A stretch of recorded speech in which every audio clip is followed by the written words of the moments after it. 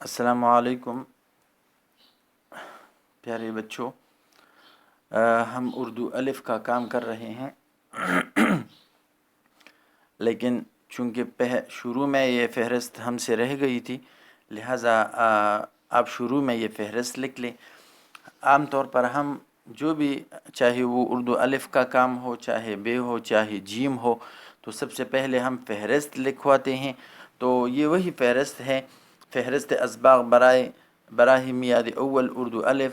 اس کے ہم سبق اسباق پڑھیں گے جو ہم پڑھ چکے ہیں۔ اسباق اخلاق نبوی، اسلام میں گداگری کی مذمت۔ ان کے مصنفین بالترتیب مولانا شبلی نعمانی اور الطاف حسین حالی ہے۔ تو آپ لوگوں نے یہ فہرست سب سے پہلے لکھنی ہے۔ اخلاق نبوی ہم پڑھ چکے ہیں اور ریٹن کام ہم کل کمپلیٹ کر چکے ہیں الحمدللہ۔ آج ہم اسلام میں گداگری کی مذمت اس سبق کا تحریری کام کریں گے۔ سبق ہم پریویس ویڈیوز میں پڑھ چکے ہیں تفصیل کے ساتھ۔ اگر آپ سے وہ رہ گیا ہے کچھ کام، تو آپ پریویس ویڈیوز کو تلاش کر کے اس سے بالترتیب یاد کر سکتے ہیں۔ تو یہ ہماری فہرست اسباق ہے اور آج ہم اسلام میں گداگری کی مذمت کا تحریری کام کریں گے۔ اچھا جی، ہمیشہ کی طرح ہم سبق کی شروع میں تفصیلی پیج لکھتے ہیں، ڈیٹیل پیج لکھتے ہیں۔ تو یہ سبق ہے اسلام میں گداگری کی مذمت، جو صنف کے لحاظ سے مضمون ہے اور یہ ماخوذ ہے مقالات حالی سے، اور اس کے مصنف ہیں مولانا الطاف حسین حالی، جو ایک شاعر بھی ہے اور نثر نگار بھی ہے۔ تاریخ پیدائش ان کی ہے 1837، تاریخ وفات ان کی ہے 1914، اور ان کی اہم تصانیف میں ہے حیات سعدی، یادگار غالب، حیات جاوید اور دیوان حالی وغیرہ۔ اچھا جی، ترتیب آپ لوگوں نے بالکل وہی رکھنی ہے جو میں بتاتا جاؤں۔ کتاب کے لحاظ سے سب سے پہلے جس طرح سوال نمبر 1 2 3 4 آتا ہے، بالکل اسی انداز میں لکھیں گے، چونکہ کلاس روم میں ہم اس طرح کرتے ہیں کہ وہاں پر موقع کی نزاکت اور حالات کو اور اپنے کورس کو دیکھ کر سوالات آگے پیچھے کرتے ہیں، لیکن چونکہ یہاں پر ایسا کوئی ایشو نہیں ہے، تو اس لحاظ سے ہم بالکل سیکوینس میں بالکل ترتیب کے ساتھ آگے جائیں گے انشاءاللہ تعالی۔ تو ترتیب کے لحاظ سے آپ نے سب سے پہلے سوال نمبر 1 لکھنا ہے۔ سوال نمبر 1 آپ کتاب میں بھی ملاحظہ کر سکتے ہیں۔ سوال نمبر فرسٹ آپ کے ہاں ہے، متن کے حوالہ سے خالی جگہ پر کریں۔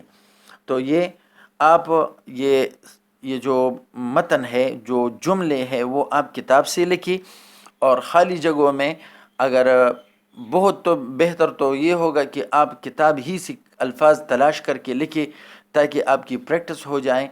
لیکن اگر اس میں بھی اگر آپ کو کوئی کنفیوژن ہو تو آپ وہ الفاظ یہاں سے لے سکتے ہیں جو میں نے یہاں پر بلیک سے لکھے ہیں۔ اگر کسی سوار کے ہاتھ سے کوڑا بھی گر جاتا تو کسی راہ چلتے سے اٹھانے کو نہ کہتا، یہ کتاب میں اسی طرح جملہ آیا ہے۔ وہ شخص کثرت سے اپنے لیے آتش دوزخ طلب کرتا ہے، یہاں پر ہیڈنگ میں آتا ہے یہ خالی جگہ میں آتا ہے آتش دوزخ۔ جیم، جس شخص نے اللہ کے نام پر سوال کیا وہ ملعون ہے، تو تیسرے جملے میں آتا ہے ملعون۔ چوتھے میں آتا ہے یہ تیرے لیے اس سے بہتر ہے کہ جب تو قیامت کے دن آئے تو تیرے چہرے پر بھیک مانگنے کا داغ ہو۔ بھیک مانگنے آپ کے ہاں آتا ہے 4 نمبر جملے میں بھیک مانگنے۔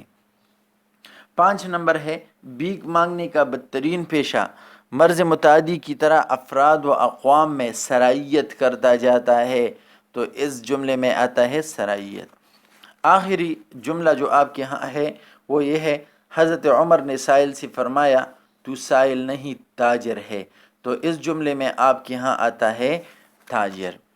اور چونکہ ہم ترتیب سے جا رہے ہیں تو یہاں پر یہ سوال نمبر 1 ختم، تو سوال نمبر 2 ہم یہاں سے لکھیں گے۔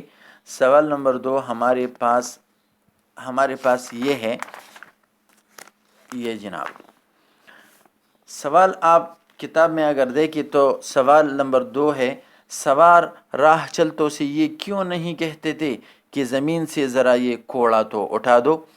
یہ ہمارا مشقی سوال ہے، اور مشقی سوال میں ہمیشہ کی طرح ہم سب سے پہلے ہم حوالہ لکھیں گے، جو آپ یہاں پر دیکھ سکتے ہیں کہ حوالہ ہمارا کیا ہوگا۔ سبق ہے اسلام میں گداگری کی مذمت، ماخوذ از ہے مقالات حالی، اور اس کے مصنف ہیں مولانا الطاف حسین حالی، اور ادبی حیثیت اس کی ہے شاعر و نثر نگار۔ اور حوالہ کے بعد آپ لوگوں نے ذہنی خاکہ بالکل ضرور لکھنا ہے۔ ذہنی خاکہ آپ یہاں پر ملاحظہ فرما سکتے ہیں، آپ دیکھیں، کیونکہ یہ سوال میں جو اہم باتیں ہیں، سوال میں جو سب سے اہم بات ہے وہ یہ ہے کہ کوڑا نہ مانگنا، یعنی کوڑا اٹھانے کو نہ کہنا۔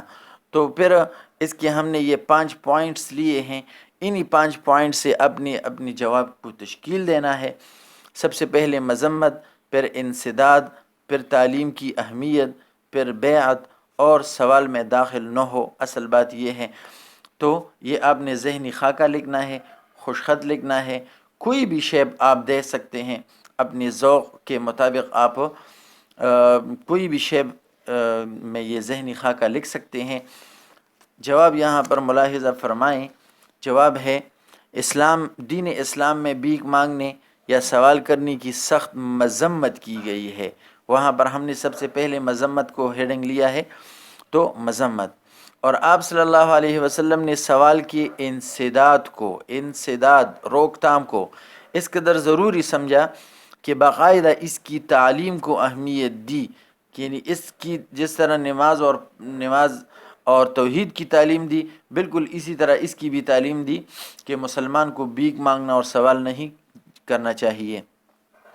چنانچہ عبد الرحمن بن عوف بن مالک فرماتے ہیں کہ جن لوگوں نے بیعت کی تھی، بیعت کا معنی ہے ہاتھ پر ہاتھ رکھ کر فرمانبرداری کا وعدہ کرنا، ہاتھ پر ہاتھ رکھ کر فرمانبرداری کا وعدہ کرنا۔ تو جن لوگوں نے حضور پاک کی دست مبارک پر ہاتھ رکھ کر فرمانبرداری کا وعدہ کیا تھا، بعض کو میں نے دیکھا، عبد الرحمن رضی اللہ تعالیٰ عنہ فرماتے ہیں کہ بعض کو میں نے دیکھا کہ اگر کسی کے ہاتھ سے سواری کی حالت میں کوڑا بھی گر جاتا تو وہ اس خیال سے کہ کہیں یہ بھی سوال میں داخل نہ ہو، کسی راہ چلتے سے اپنا کوڑا نہ مانگتا تھا۔ کوڑا اور سوال میں داخل نہ ہونا، تو یہ آپ لوگوں نے بلیک مارکر سے لکھنا ہے اور انڈر لائن کرنا ہے، تاکہ یہ پتہ چلے کہ انہی اہم باتوں کی بدولت ہمارا جواب تشکیل پایا ہے۔ اچھا جی، اگلا سوال ہمارے پاس ہے، کوئی ایسی روایت لکھے جس سے یہ ثابت ہو کہ رسول پاک صلی اللہ علیہ وسلم بھیک مانگنے کو ناپسندیدہ فعل قرار دیتے ہیں۔ یہ ہمارا مشقی سوال نمبر 2 ہے۔ کتاب میں اس کا چونکہ نمبر 3 ہے، اس لیے ہم نے یہاں پر 3 لکھا ہے۔ سب سے پہلے آپ لوگوں نے اسی طرح ہمیشہ کی طرح حوالہ لکھنا ہے، سبق کا نام، ماخوذ از، مصنف اور ادبی حیثیت۔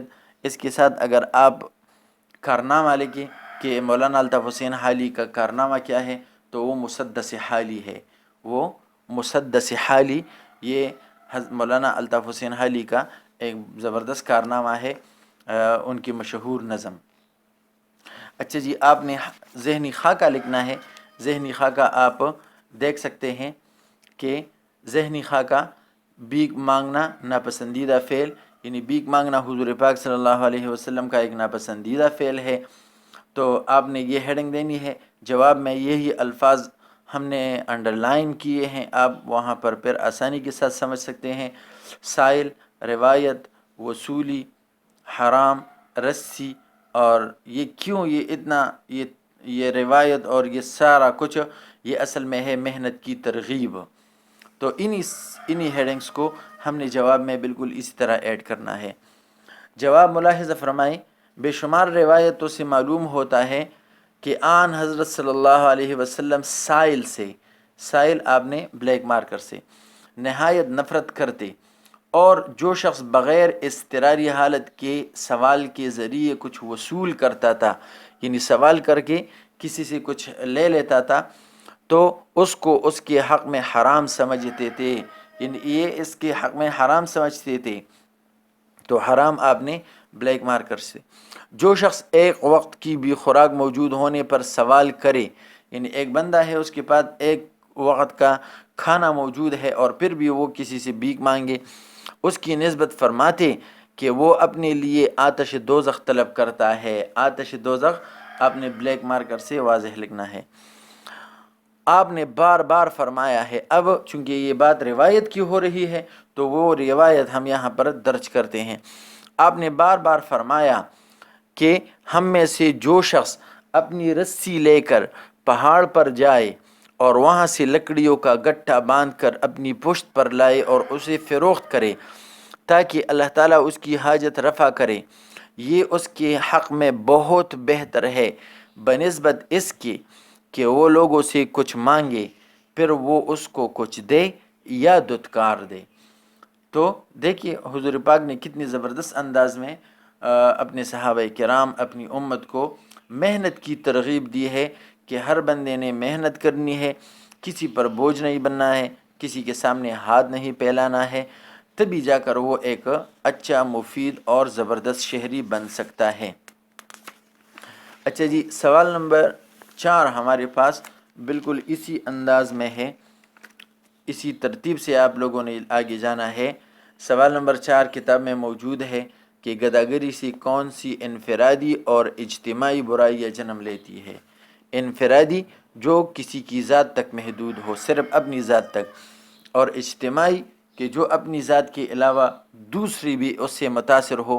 تو ایسے ہی برائیاں وہ کون سی ہے؟ تو یہاں پر جواب درج ہے۔ سب سے پہلے ہمیشہ کی طرح آپ لوگوں نے حوالہ لکھنا ہے، حوالہ کے بعد آپ لوگ یہ اس کا جو ذہنی خاکہ ہے وہ ملاحظہ فرمائیں۔ آپ اس طرح لکھیں گے گداگری، اور گداگری سے پھر یہ برائیاں پھیلتی ہے تو انفرادی برائیاں الگ ہیڈنگ، اجتماعی برائیاں الگ ہیڈنگ۔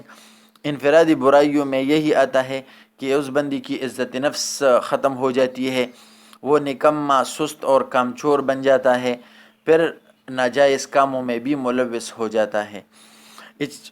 اجتماعی برائیوں میں یہ ہے کہ وہ معاشرے پر بوجھ بن جاتا ہے، ہر کوئی پھر اس سے نفرت کرتا ہے، ہر کوئی اس سے پرہیز کرنا چاہتا ہے، کوئی اپنے پاس آنے نہیں دیتا۔